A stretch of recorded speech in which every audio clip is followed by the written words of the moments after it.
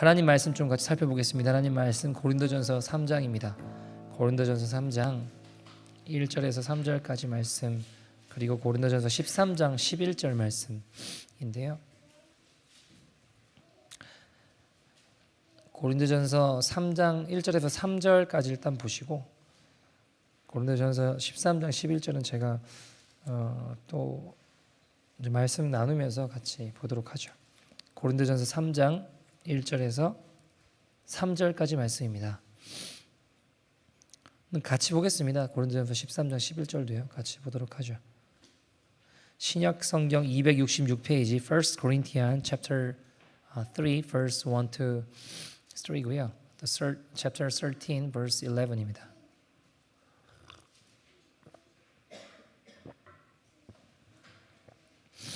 네, 우리 한 절씩 이렇게 세 절이니까 같이 한 목소리를 들어가겠습니다. 같이 읽겠습니다. 시작. 형제들아, 내가 신령한 자들을 대함과 같이 너희에게 말할 수 없어서 육신에 속한 자 곧 그리스도 안에서 어린 아이들을 대함과 같이 하노라. 내가 너희를 젖으로 먹이고 밥으로 아니하였노니 이는 너희가 감당하지 못하였음이거니와 지금도 못하리라. 너희는 아직도 육신에 속한 자로다. 너희 가운데 시기와 분쟁이 있으니 어찌 육신에 속하여 사람을 따라 행함이 아니리요. 아멘. 고린도전서 13장 11절 말씀입니다. 1 Corinthians chapter 13 verse 11. 네, 같이 한 목소리로 신약성경 279페이지고요. 같이 읽겠습니다. 시작.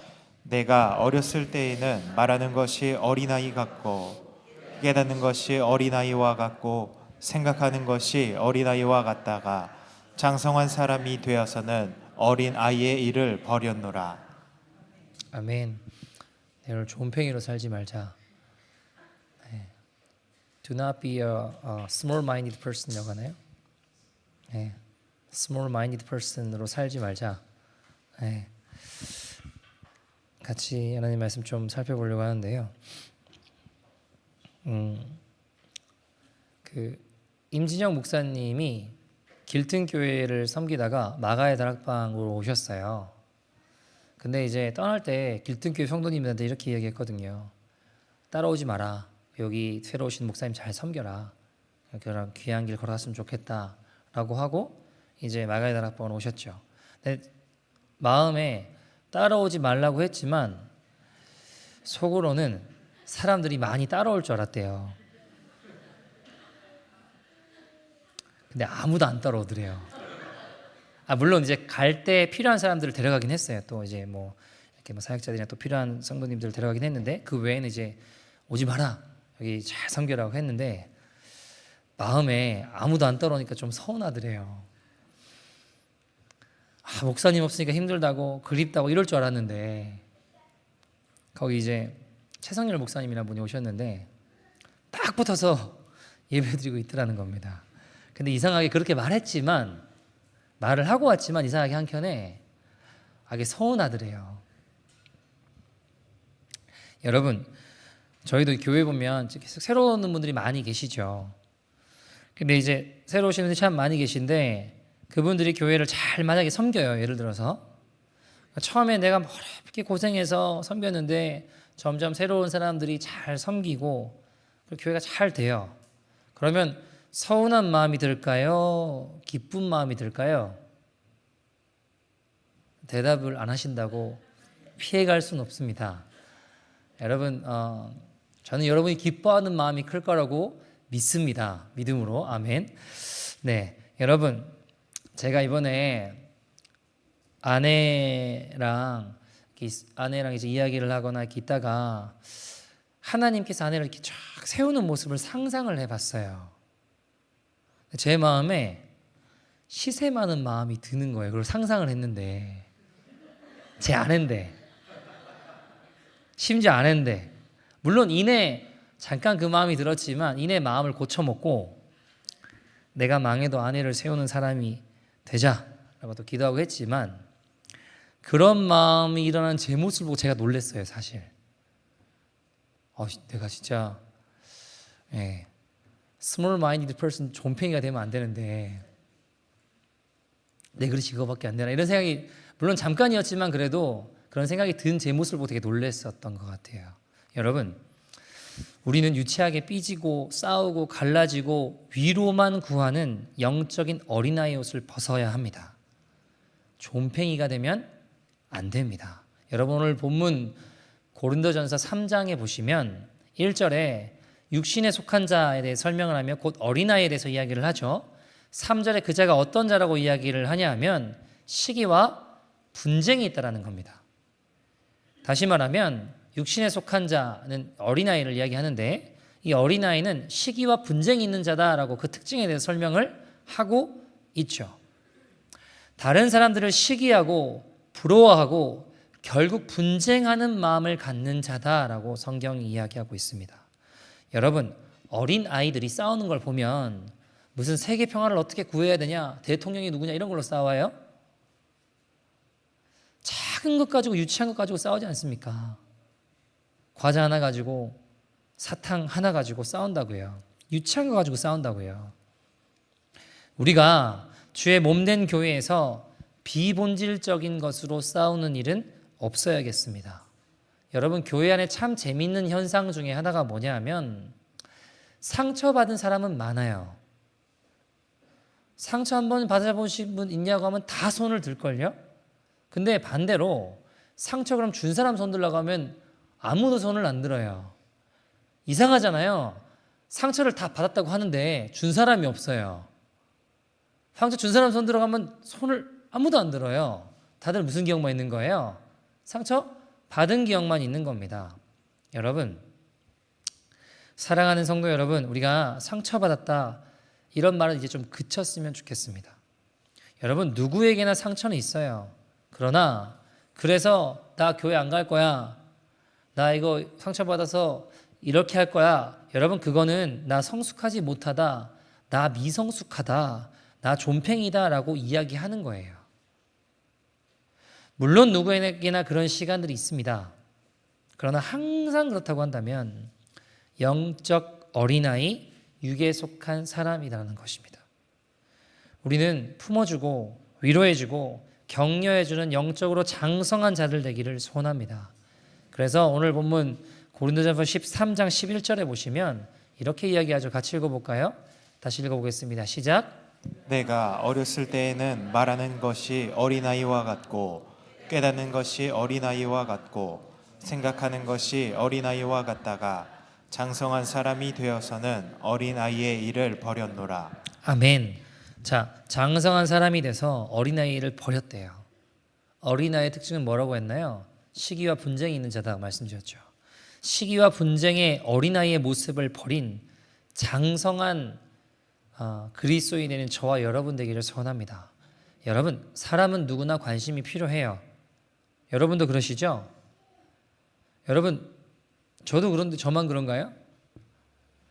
여러분, 제가 설교를 하는데 다들 졸고 있고 고개가 계속 떨어지고 응답도 대꾸도 안 하면 기분이 좋을까요? 안 좋을까요? 그런데 한 사람도 빠지지 않고 저를 바라봐 주고 제가 한마디만 해도 은혜 받았다, 최고다 그러면 제가 좋아할까요? 안 좋아할까요? 당연히 좋죠. 누구나 관심의 대상이 되고 싶어 합니다. 사랑받고 주목받고 싶어 해요. 그러나 영적으로 장성한 사람은 사랑을 주고 관심을 주고 바라봐 줄 수 있는 성숙함으로 나아간다는 겁니다. 그런데 여러분, 사람들은 이 시즌을 싫어해요. 좋아하지 않습니다. 아니, 영적으로 장성한 자가 되는 것이 싫은 게 아니라 영적 어린 아이에 머물러고 싶어 합니다. 누구에게나 이 영적으로 장성한 자, 영적 아비로 나아가야 되는 시즌은 등장을 하게 되어 있습니다. 그 단계를 넘는 것이 서글픔과 아쉬움과 박탈감을 동반하게 됩니다. 그래도 뭔가 열심히 하고 인정받으면 그나마 좀 그 사람들은 덜한데 아무 인정도 못 받고 사람들도 몰라주고 그러면요, 이상하게 섭섭마귀가 찾아와요. 괜히 섭섭해요. 몰라주면 괜히 섭섭해하는 이 섭섭마귀가 찾아와서 흔들어요. 그리고 장성한 자로 가는 문을 열지 못하게 하고 뒤로 슬금슬금 물러나다가 멀어지는 거예요. 그러면서 남아가지고 옛날에는 내가 이렇게 이랬는데 이러면서 영적인 존팽이가 되더라는 겁니다. 따라합시다. 존팽이가 되지 말자. 여러분, 세상에서 제일 쉬운 게 뭘까요? 비판하는 거예요. 왜요? 눈에 보이는 대로 잘못한 거 잘못했다 이야기하는 게 세상에서 제일 쉬워요. 우리가 본성상 죄인이기 때문에 잘한 것보다 잘못한 게 더 잘 보인다고요. 여러분, 프로이드 맥클랑이라는 목사님이 이런 책을 썼어요. 책 제목이 세상에서 가장 겁없는 가족. 제목이 세상에서 가장 겁없는 가족이래요. 내용은 네덜란드 암스테르담의 창녀촌에서 이 가족들이 사역하실 때 이야기입니다. 그 동네에 사실 때 옆집에는 막 사탄교를 숭배하는 사람들이 있었고 또 이쪽 옆집에는 창녀들이 프로스티튜트, 그러니까 몸 파시는 분들이 살고 있었고 반대쪽에는 남자 동성애자들이 함께 몰려 사는 아주 영적으로 좋지 않은 곳이었습니다. 근데 어떤 보수적인 선교 단체에서 이 프로이드 목사님이 하는 사역이 보고 싶다고 해서 찾아왔어요. 그래서 오셔서 프로이드 목사님이 안내를 하면서 이웃에 사는 이 프로스티튜트 창녀들을 만났는데 아주 반갑게 인사를 했대요. 그리고 그 거리를 함께 다니면서 사역의 현장들을 같이 이렇게 봤죠. 자, 시간이 조금 흘러서 이 프로이드 목사님이 미국의 선교대에 참석을 하게 됐는데 어떤 목사님이 프로이드 목사님을 보더니 갑자기 그 앞에서 막 우시는 거예요.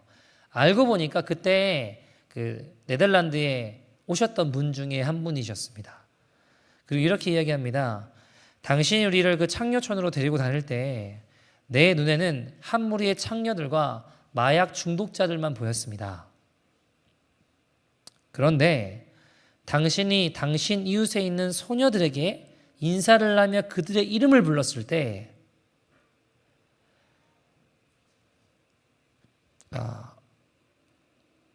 그제서야 그들이 창녀가 아니라 사람으로 보였습니다. 나는 그들의 이름을 아직도 기억합니다. 소냐와 엔소였습니다. 여러분, 우리가 똑같이 사람을 봐도요, 다 똑같이 사람을 보는 게 아닙니다. 똑같은 상황에 있어도 그 상황을 똑같이 느끼는 게 아닙니다. 여러분, 우리가 하나님의 성전이라고 성경은 이야기합니다. 그죠? 우리 몸이 하나님의 성전이다. 그럼 우리 안에 누가 계실까요? 예수님 계세요. 예수님 구하고 계십니다. 그래서 성도는 예수님의 마음을 가지고 예수님의 눈으로 보고 나아가는 사람입니다. 우리 눈으로, 육신의 눈으로 보면 어떨까요? 다 보이죠. 그러니까 눈에 보이는 것만 보고 판단을 할 거 아닙니까? 창녀를 향해 창녀라고만, 마약 중독자를 해서 마약 중독자라고만 보일 거 아닙니까? 누구나 할 수 있다니까요. 그거는. 그게 세상 사람들이 살아가는 방식이고 세상에 영적으로 어두운 곳에 처해 있는 사람들, 세상의 존팽이로 살아가는, 보고 살아가는 사람들의 모습이라는 겁니다. 주님 오늘 우리에게 말씀하십니다. 아비의 심정을 가진 사람이 되어라. 영적으로 장성한 자가 되어라 라고 성경은 이야기하고 있습니다. 여러분, 소냐와 엔소의 아버지도 그녀들을 창녀로 보겠습니까? 아니겠죠. 사랑하는 딸입니다. 무슨 죄를 지었다고 해도 내가 포기할 수 없는 내 사랑하는 딸일 겁니다. 여러분, 자녀가 여러분 마음에 대못을 받고 도망을 쳤어요? 떠났어요? 그래도 우리에겐 여전히 사랑하는 자녀입니다. 제가 어릴 때 제 친구들이 저한테 좋은 말인 줄 알았는데 지금 생각해보면 아닌데 그렇게 많이 이야기했어요. 야, 종민아, 너희 부모님은 진짜 참 부모님이시다. 너를 버리시지 않는 걸 보면 참 부모님이시라는 거예요. 제가 어릴 때 좀 이렇게 말썽을 좀 많이 부렸거든요. 말썽을 좀 많이 부려서 부모님을 곤란하게 해드린 적이 참 많았어요. 제가 학교에서 제일 싫어했던 게 부모님 모시고 오라는 거. 그게 제일 싫었어요. 왜냐하면 아니 모시고 올 수가 없었으니까. 어머니는 여동생이랑 병원에 계시고 아버지는 이제 막 사업이 부도나고 이러니까 빚쟁이들 쫓겨다니시고 그러니까 뭐 아무도 없는데 이걸 이제 모시고 오라고 하면 좀 힘들었어요. 근데 이제 뭐 밥상머리 교육이 안 됐다든가 뭐 의도치 않았지만 학교에 불을 냈다든가 아무튼 이런 일들이 있을 때 이렇게 좀 말썽을 조금 부렸는데 친구들이 저한테 저는 참 부모님이라고 좋은 말인 줄 알았는데 조금 시간이 흘러서 보니까 그 좋은 말인가 이렇게 생각이 좀 들더라고요. 여러분 만약에 여러분 자녀가 사고 친다고 짐 싸라고 하시나요? 남이면 그렇게 하겠죠. 그러나 자녀면 품고 기도하실 거 아닙니까? 여러분 고린도 교회 교인들은 사도 바울을 심하게 모욕했습니다. 비난하고 심판까지 했습니다. 저게 사도가 맞나? 의심했습니다. 그런데 사도 바울은 고린도 교회는 사도 바울이 개척한 교회예요. 내겐 영적인 자녀 같은 그 사람들이 사도 바울에게 그 비난과 모욕과 심판을 하는 거예요. 그래서 그걸 듣고도 바울은 그로 인해 함께 비난하거나 똑같이 모욕하거나 낙심하지 않았습니다. 왜요? 바울의 마음은 영적 아버지의 마음, 장성한 자의 마음이었기 때문입니다. 고린도전서 4장 14절 15절 말씀 한번 볼까요? 같이 한번 읽어보죠. 같이 읽겠습니다. 시작. 내가 너희를 부끄럽게 하려고 이것을 쓰는 것이 아니라 오직 너희를 내 사랑하는 자녀같이 권하려 하는 것이라. 그리스도 안에서 일만 스승이 있으되 아버지는 많지 아니하니 그리스도 예수 안에서 내가 복음으로써 너희를 낳았음이라. 아멘, 아멘. 여러분, 바울은 아버지의 마음으로, 아버지의 심정으로 다른 사람들을 바라봤습니다. 저희도 그랬으면 좋겠어요. 여러분, 부모님들 보시면 자녀들이 때로는 실망을 안겨줄 때 있나요, 없나요? 있잖아요. 왜 없겠습니까? 여러분, 근데 우리가 인생을 살다 보면 모든 사람이 나를 좋아할 수 있을까요? 모든 사람이 나를 칭찬할 수 있을까요? 모든 사람이 나를 인정할 수 있을까요? 성경은 누가복음 6장 26절 보시면 모든 사람에게 칭찬을 받으면 화가 있다고 했어요. 아니, 모든 사람이 우리를 인정하면 화가 있다고 했다고요. 근데 왜 그 길을 가려고 하십니까? 그리고 실제로 보세요. 예수님도 비난하고 제자들 중에도 배신한 자까지 있었어요. 그죠? 바리새인들이 예수님 칭찬했나요? 아니잖아요. 예수님도 못한 걸 우리가 왜 자꾸 하려고 하냐고요. 제 아내가 좀 힘들어하는 것 중에 하나가 누군가로부터 원인이 없거나 또는 오해로 이렇게 조금 미움을 받거나 또는 누군가가 이렇게 좋아하지 않는다는 어떤 액션들을 받을 때 힘들어하더라고요. 그래서 저는 이제 예수님도 못한 일을 왜 하려고 하냐. 그럴 수 있다. 그럴 수 있다고. 사모님도 안 맞는 사람이 있지 않냐고. 그리고 오해 받을 수 있다고. 그리고 우리가 이럴 때 기뻐해야 된다고. 이제 하면 별로 안 좋아 할까요? 여러분, 우리가 아버지의 마음을 가지면,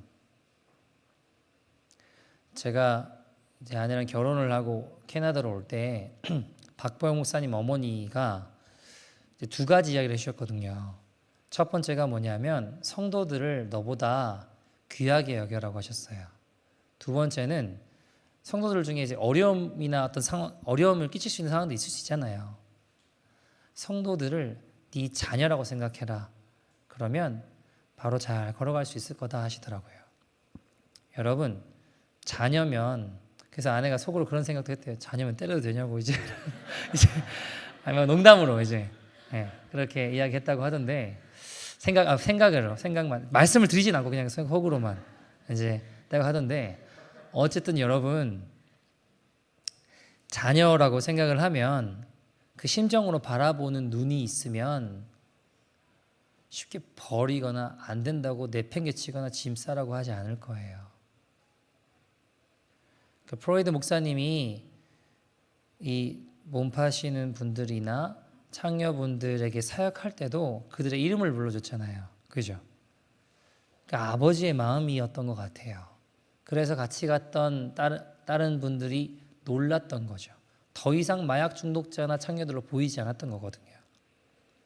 여러분, 바울이 영적 아버지의 마음을 가져라 라고 이야기를 하는 건, 장성한 자가 되라고 이야기하는 건 내가 아버지니까 나를 잘 대접해라 이런 말이 아니에요. 어떤 상황에서도 너에 대한 나의 사랑은 내가 포기할 수 없다라는 겁니다. 배고파서 구걸하는 노숙자가 있었어요. 그래서 지나가다가 보고 마음이 아파서 내가 여기 앞에 있는 베이글이라도 하나 사줘야겠다. 그래서 배고프냐 베이글 사주겠다고 했는데 이 노숙자 이 친구가 이렇게 보더니 계란 샐러드를 사달라는 겁니다. 베이글은 99센트인데 계란 샐러드는 6불이었어요. 기분이 나빴대요. 6불이 없어서가 아니라 이 노숙자가 하는 태도가 기분이 나빴대요. 주는 대로 먹지 왜 그거를 그렇게 요구를 하나. 근데 뭐 안 사줄 수 있나요? 그래도 이제 계란 샐러드를 사주고 배고프다고 하면서 이제 음식을 받은 노숙자가 받으면서 이런 이야기를 하는 거예요. 미안하다고. 내가 이에 염증이 심해가지고 지금 딱딱한 베이글이나 빵은 먹을 수가 없다고. 그래서 부드러운 이 계란 샐러드 같은 거는 먹을 수 있어서 이게 더 비싼 것 같은데 미안하다고 그러더래요. 근데 순간 이 사준 분이 마음이 너무 부끄러워지더래요. 주는 대로 먹지 뭐 이렇게 건방지게 이렇게 생각했던 마음이 그 이야기를 듣는데 이분이 자신이 너무너무 부끄러워지더라는 겁니다. 잘 알지도 못하고 판단했던 내 모습이 너무너무 죄스럽더라는 거예요. 여러분, 만약에 내 자식이었어도 기분이 나빴을까요? 내 자식이었어도 베이글 말고 계란 샐러드 사달라고 하면 건방지게 주는 대로 먹지 그랬을까요? 아니, 둘 다 사줬을 거 아닙니까? 먹고 싶은 것 이것도 먹고 저것도 먹으러 할 거 아닙니까? 여러분, 고린도전서 4장 20절 보시면 성경은 이렇게 이야기해요. 같이 읽어볼까요? 시작. 하나님의 나라는 말에 있지 않고 오직 능력에 있음이라. 뭐에 있대요? 하나님의 나라는 우리 하는 말에 있는 게 아니라 능력에 있다라고 성경은 이야기하고 있습니다. 능력은 어떻게 나타납니까?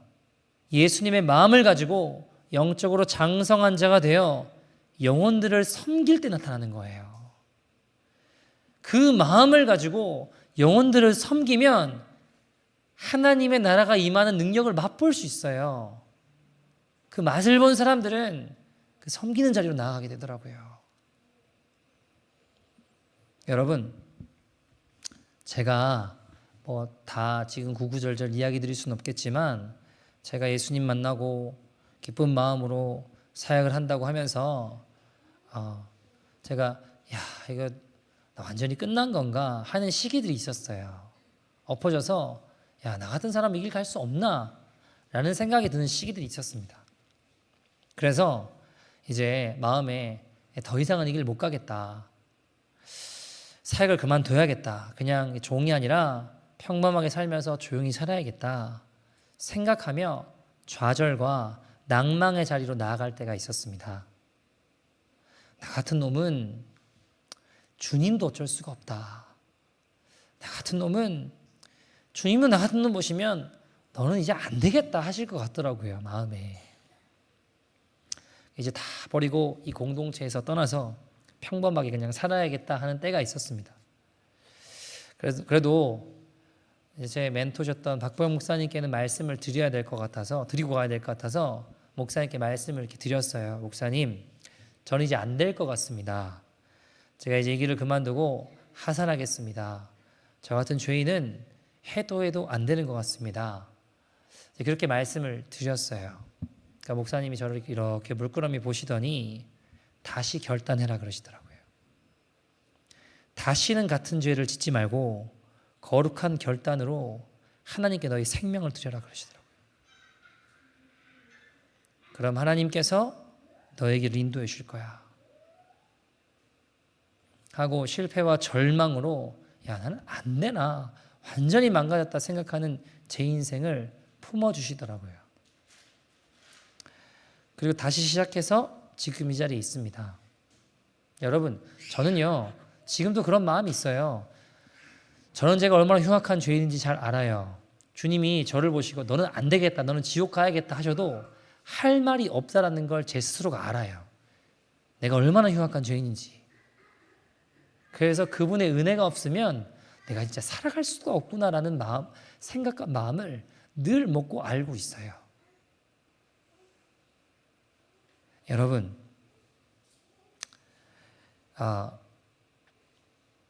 성경에도 아까 보시면 지난주에도 이 본문 봤던 본문 말씀 보면 스승되지 말고 아비가 되라고 했잖아요.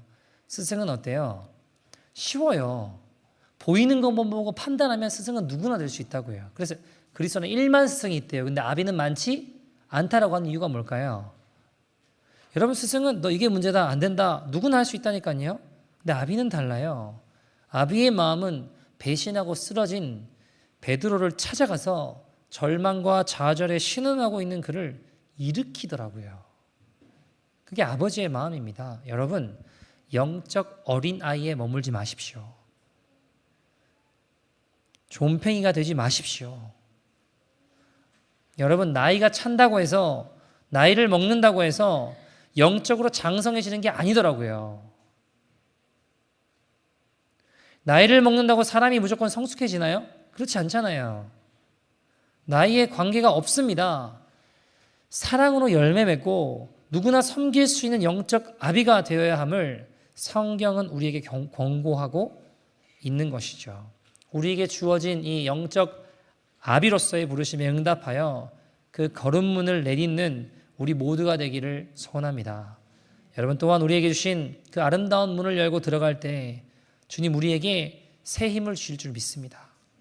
여러분, 아비가 된다는 건 분명히 희생과 수고를 동반해야 합니다. 쉬운 일 아닙니다. 정말 많은 것을 포기하고 희생해야 됩니다. 그냥 이 자리에 앉아 있는다고 되지 않습니다. 그러나 기억하십시오. 우리는 그 일을 통해 주님의 장성한 분량에 한 걸음 한 걸음 더 나아가게 될 것입니다. 온전한 자가 될 것입니다. 기억하십시오. 우리의 꿈은 주님을 닮아가는 거지 내가 중요한 사람이야, 나 이런 사람이야 인정받는 게 아니라는 겁니다. 누가복음 6장 26절에 뭐라고 말씀한다고 이야기하죠? 주님이 모든 사람이 너를 칭찬하면 화가 있다고 그러셨다니까요. 근데 우리 목적이 예수님 닮는 거지 인정받고 칭찬받는 게 목적이 돼서는 안 된다고요. 그게 오히려 버려집니다. 여러분 보니까. 여러분, 왜 그런 비참한 길을 걸어가려고 하십니까? 근데 여러분, 제가 보니까요, 저도 그런 마음이 있더라고요. 제가 마가의 다락방이라고 하는 기도원에 살게 됐는데 산지 얼마 안 돼서 장성한 자의 흉내를 내야 되는 입장이 되었어요. 공동체 생활을 하는데 그때 이 공동체를 제가 엄청나게 잘 알고 있는 것도 아닌데 갑자기 15명의 신학생과 사연 있는 아이들과 같이 살게 됐는데 제가 공동체 장이 됐어요. 여러분, 이광진 목사님 아시죠? 이렇게 몇 번 오셨잖아요. 그 목사님이 원래 공동체 장으로 시작을 했는데 한 몇 달 있다가 캐나다 간다고 하면서 이렇게 도망가고 저를 거기에 집어넣고 공동체 장으로 저를 이렇게 집어넣고 세우고 갔어요. 그러니까 저는 지금 이름도 지금 다 파악이 안 되는데 공동체를 맡아야 됐었습니다. 그때부터 영적으로 장성한 자의 흉내를 내야 되는 사람이 됐어요. 규율을 만들고 규칙을 만들고 같이 훈련을 하는데 여러분 이게 흉내를 내려고 하니까 잘 안 되더라고요. 애들이 속 썩이면 거룩한 척하면서 괜찮아 괜찮아 어깨를 두드려주고 기도해주고 한두 번이어야죠. 이게 한두 번 그래야지 이제 계속 할 수 있는데 관물대에 돈이 없어지지 않나, 밖에 알바 시켰더니 담배 물고 나타나질 않나, 뭐 또 훔치고 뭐 이게 말하면 그럼 하루 종일 이야기도 끝이 없어요. 하루는 너무 답답한 마음에 박병 목사님을 찾아가서 목사님 저놈 때문에 공동체 분위기가 깨집니다. 어떻게 하겠습니까? 목사님 저 전도사 때문에 공동체 훈련이 안 됩니다. 그러면 그래? 그놈 불러와. 이게 정상이잖아요. 근데 우리 인자와 긍휼이 많으신 박병 목사님은 야 하나님의 사람들은 말이야 그럴 때 말없이 이렇게 섬겨주고 이렇게 하고 그 아이 것들을 붙잡고 막 기도해주고 이런 사람들이 하나님의 사람이야. 괜히 말했다. 아무튼 그러고 이제 또 대화가 안 되잖아요. 대화가 이게 대화가 안 되는지 않습니까? 이게 그래서 마음의 책임감은 제가 또 있어요. 그래가지고 애들을 사랑해야 되는데 사랑을 줘야 되는데 변화를 일으켜야 되는데 내 모습이 내 마음이 이게 존팽인데 이게 되겠냐고요. 이게 잘 안 되더라고요. 제가 마음이 이게 small mind이 들어가 있으니까 person이 되니까 이게 존팽이 같은 마음을 가지고 있으니까 사랑을 하려고 하는데 잘 안 되는 거예요. 사랑하고 싶어요. 근데 사랑할 수 없는 제 모습을 자꾸 보게 되더라고요. 이게 괴로운 거예요. 오히려 아이들에게 상처만 주고 있는 것 같은 제 모습 볼 때 너무 괴로웠습니다. 야, 나는 이 사랑이 없는 사람인가? 나는 안 되나? 사랑의 실패자인가? 섬기는데 실패자인가? 영적으로 장성한 영적 아비로서는 난 실패자인가? 이런 마음이 들 때 괴롭더라고요. 여러분, 우리가 영적 어린아이와 영적 아비의 결정적 차이가 뭔지 아십니까? 결정적인 차이가 뭘까요? 사랑입니다. 사랑. 영적인 성숙함이라고 하는 것은, 영적으로 장성하다고 하는 것은 성경을 많이 알고 체험을 많이 하는 것이 아니라 사랑을 이루어 가느냐라는 거예요. 그래서 예수님 마지막 세 계명이 뭐죠? 요한복음 13장 34절에 세 계명을 너에게 주노니 뭐라고 하셨나요? 서로 사랑하라. 내가 너희를 사랑한 것 같이 너희도 서로 사랑하라. 자, 근데 이제 문제는 이거죠. 주님이 우리를 어떻게 사랑하셨어요? 죽기까지 사랑하셨잖아요. 그죠? 그러니까 그냥 사랑하라 그러면 오케이. 근데 이제 문제가 뭐예요? 십자가 달려 죽기까지 사랑하셨잖아요. 근데 내가 너희를 사랑한 것 같이 너희도 서로 사랑해라. 이러니까 이제 힘들어지는 거예요, 마음이. 아닌가요? 여러분, 사랑할 만한 자 사랑하는 거 할 수 있어요, 없어요? 할 수 있어요. 근데 문제는 뭐예요? 성경은 뭐라고 이야기해요? 사랑할 만한 자만 사랑하면 그것이 너에게 무슨 유익이 있냐? 야, 그건 안 믿는 사람도 다 그렇게 해.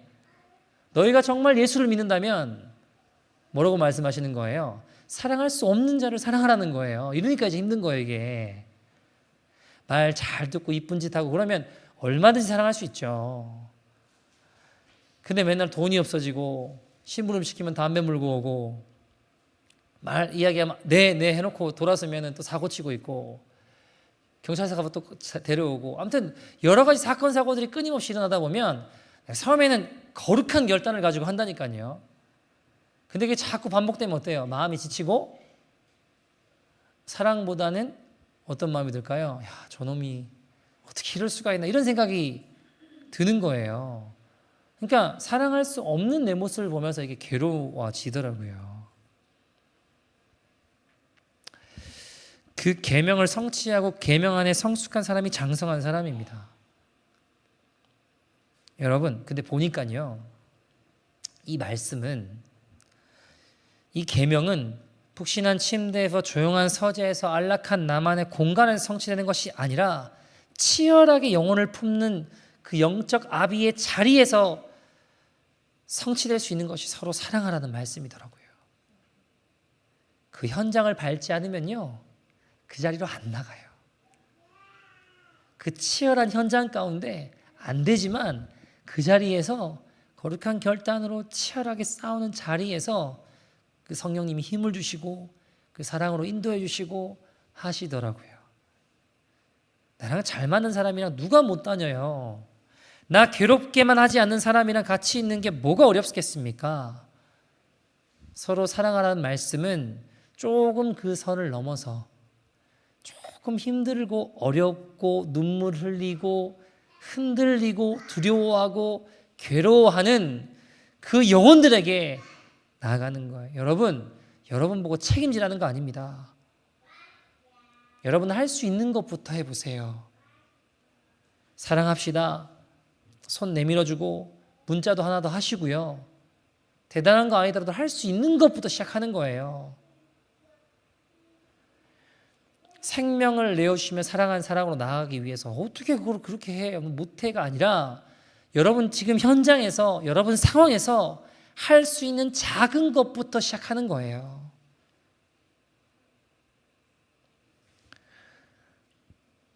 사랑은 그렇게 어려운 자리에서 어려운 사람들과 함께 성취되는 것 같습니다. 여러분, 영적인 아이에 머물러 육신에 속한 사람으로 남으시겠습니까? 아니면 영적인 아비가 되어 그리스도의 장성한 분량에 이르시겠습니까? 제가 공동체 생활을 하면서 어느 날 세족식 하는 시간을 가졌어요. 우리들끼리 그냥 이제 야, 이거 도저히 안 되겠다. 이거 어떻게 해야 될까 고민을 하다가 세족식을 하고 이제 서로의 발을 씻겨주자. 가장 섬기기 힘든 사람 아이 발을 씻겨주는 시간을 가졌습니다. 근데 여러분 그런 거 있잖아요. 이렇게 우리가 삶을 살다가 예배 드릴 때가 됐건 뭐 기도할 때가 됐건 언제가 됐건 뭔가 은혜를 받으려고 하면 느껴지는 거 있잖아요. 이렇게 뭔가 갑자기 뭉클해지거나 갑자기 눈물이 날 것 같거나 아닌 척하며 그렇게 마음속으로 사실은 그때 이제 어떤 참 마음이 힘들어하는 아이 발을 씻겨주는데 이상하게 원래 제 마음은 어떠냐면 이놈 다리 몽댕이를 이렇게 생각이 나야 되는데 그런데 이제 갑자기 눈물이 확 쏟아지면서 근데 아닌 척을 하려고 해도 자꾸 그 속상하게 하던 그 아이가 불쌍하게 보이더라고요.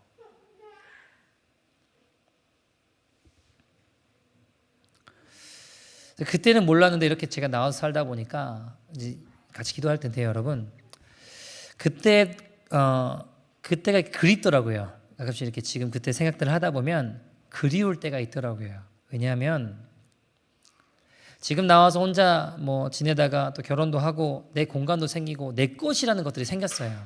근데 그때는 공동체 생활이기 때문에 군사는 자기 생활에 얽매이는 법이 없다고 주님 말씀하셔서 자기 생활이 없었어요. 그냥 모든 것이 오픈되어 있었고 24시간이 항상 오픈되어 있었고 내 것, 내 공간, 내 어떤 것이 없었거든요. 옷도 그냥 번갈아가면서 다 같이 입고 내 것이라는 개념이 없었죠. 그러니까 쉽게 이야기하면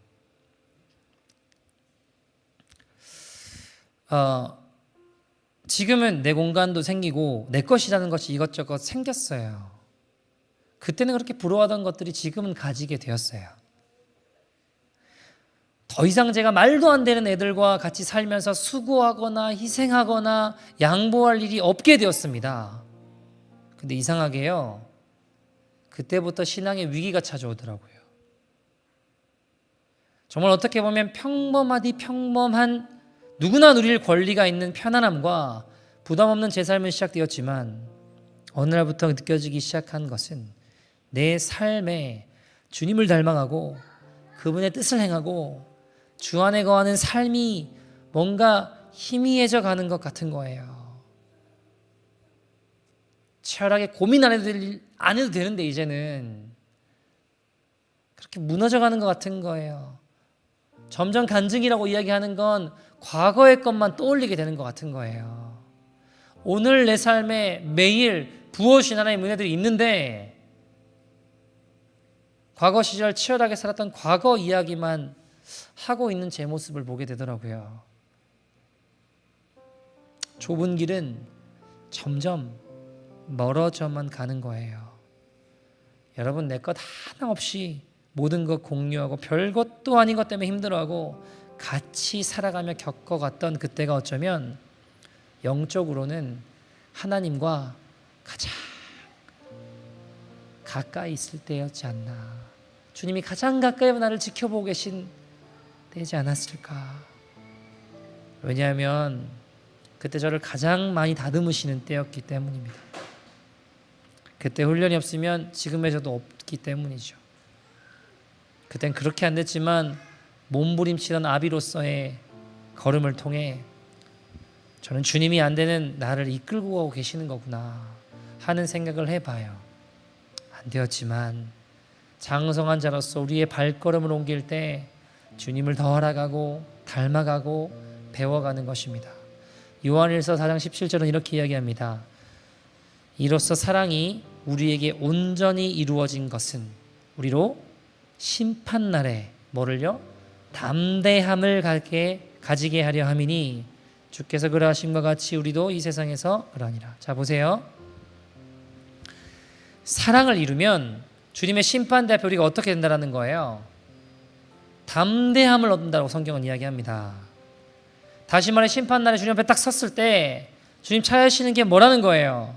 서로 사랑하라. 그것을 완성하면 주 앞에 담대함을 얻을 거라고 하셨습니다. 사랑하는 여러분, 다른 것에 힘쓰지 마시고 다른 것에 목숨 걸지 마시고 사랑을 완성하기에 힘쓰십시다.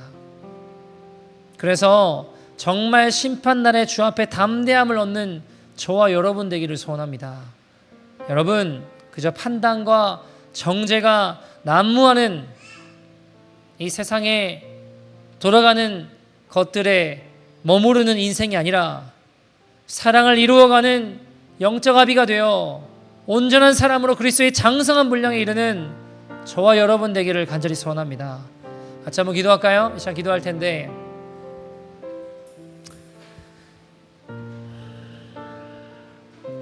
하나님, 사랑을 이루기 위해 힘써서 정말 하나님 앞에 담대함을 얻는 믿음의 인생이 되게 하여 주십시오. 사랑하는 성도 여러분, 영적 어린아이에서 벗어나야 됩니다. 하나님, 세상의 풍조와 이 땅의 이런저런 유혹의 날마다 요동하고 무너지는 영적 어린아이에서 벗어나게 하여 주시옵소서. 주님, 요동하고 무너지고 넘어지고 휩쓸려가는 영적 어린아이에서 벗어나 예수 그리스도의 이름으로 아버지로서 어미로서 장성한 자의 삶을 살아갈 수 있도록 그리스도로 옷 입게 하여 주시옵소서. 주님, 어린아이가 되어 화내고 서운해하고 당짓고 분쟁하고 시기하고 분내는 사단의 괴계는 무너지게 하여 주시고 사랑으로 하나 되어 그리스도의 복음으로 살아가는 믿음의 인생이 되게 하여 주시옵소서. 예수 그리스도로 옷 입고 영적 아비의 세대로 일어날 수 있도록 우리의 영혼을 주님 깨워주십시오. 오늘 이 시간 주께 부르시는 영혼에게 그 기름 부음과 은혜를 허락하여 주시옵소서. 영적인 아비로 일어나기 결단하고 그 걸음을 하나님 걷기를 원하는 영혼들 이 시간 다같이 그 장성한 자로서의 기름 부음을 허락하여 주시옵소서. 우리 믿음을 가지고 회개하는 심령과 마음으로 다같이 주의 이름 부르고 동성으로 기도하겠습니다. 주여!